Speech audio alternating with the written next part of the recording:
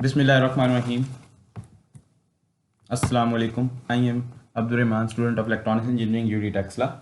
Today I am going to represent my research article of classification of coronary artery disease using electrocardiogram. This research is done under the supervision of Engineer Umar Khan, Engineer Smail Aziz and Engineer Zuhaib Hassan Naqvi. World Health Organization claims that 85% of deaths around the world are due to the cardiovascular disease. Most of them are because of the coronary artery disease known as CAD. It is one of the type of cardiovascular disease. Following table showing the death rate of different countries which occur due to the CAD yearly. It shows that this disease is a serious problem for human life and required a quick solution. Study shows that that rate can be reduced by earlier diagnosis of the CAD, but unfortunately the techniques which are available are invasive and time required. For example, CT scan, angiography, MRI. These are the radiation-based techniques are which very harmful for the human beings, and also they have some limitations too. So, as we all know, modern problems require modern solution. By using these modern tools, a novel technique is introduced in that research to diagnose CAT. Before starting that research, I go through some heart anatomy, which really helps me to understand the heart arteries and how they get blocked to cause disease. Our heart has three main arteries: left circumflex artery, left anterior descending artery, and right coronary artery. These arteries get blocked by the formation of the plaque and the blood clot, which is shown in the following way. If one artery or any single branch get blocked, call it single vessel coronary artery disease. If it happens for the two, we call it double vessel coronary artery, and so on. Risk factors behind that disease includes family history, smoking, high blood pressure, diabetes, high blood cholesterol level, and high stress. When high, when uh, um, when I have a good insight of the cat, and next step is to go through some related work of different authors to know what algorithms they have used and their efficiency and what are the gaps are there, so they can be covered in the presenting article. Nicholas follow up the SVCAT patient for 10 years and his study shows most of the patients survive on the medication. Ibrahim studied two cases of DVCAT and concluded that it is rare disease and mostly occurred on the right side of the heart. K. Ota results shows there are many chances of invisibility of Q wave for DVCAT patients. Siddha classify the CAD and normal by using K nearest neighbor at accuracy of 98.6. Usha attained 98.78 accuracy by random forest. And J. H. Ton deployed a deep neural network based architecture of LSTM and CNN to classify CAD and normal at accuracy of 99.85.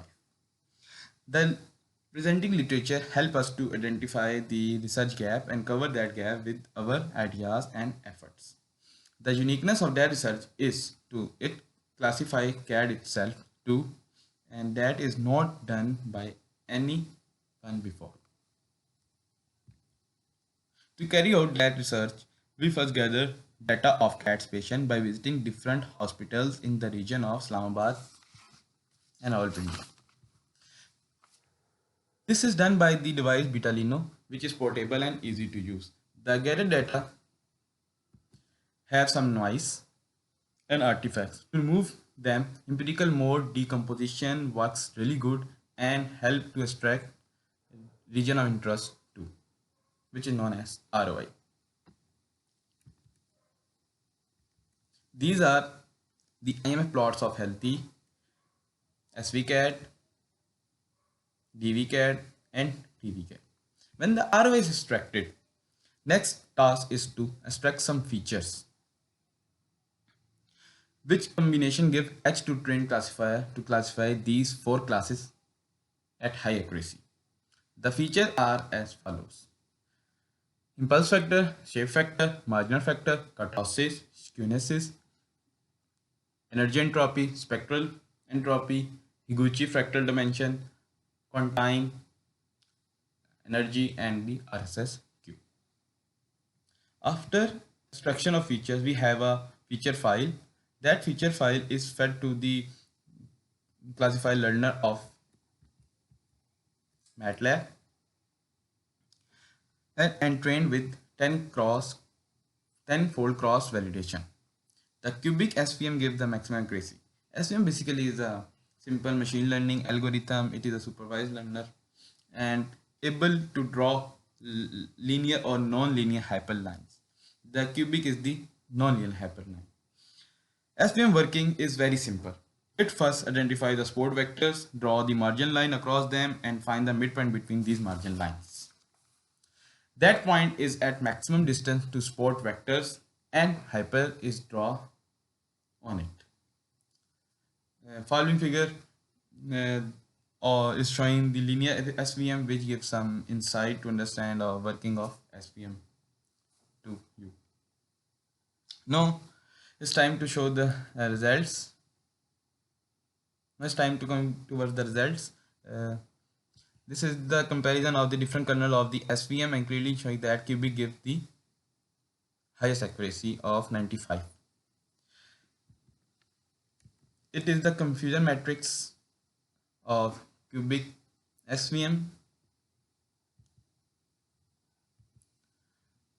It is a comparison of the KNN with the SVM, and you can see that fine KNN and accuracy is near or comparable to the cubic SVM in the chart. This table represents the comparison of features combination and their results with cubic SVM, and you can see that the 11 best features give the maximum accuracy of 95.60, which is highlighted in the table. These are the scatter plots of features, and check how well they spread the data points, which really helpful for the classifier to classify the different classes at good accuracy. Here is the conclusion of our presentation. Basically, that method is useful to classify the CAD itself and the normal. In this study, we use the statistical features, shape-based features, energy entropy features on the ECG signals. Cubic SVM classifier gives the maximum accuracy of 95.60. These methods can help doctor in clinication to identify or diagnose CAD. In future, we can tune our system to more accurate by deploying the deep neural network based architecture with large data set, and also design their embedded system too. These are the references of my research article. That's all from my side. Thank you for your time. Allah Hafiz.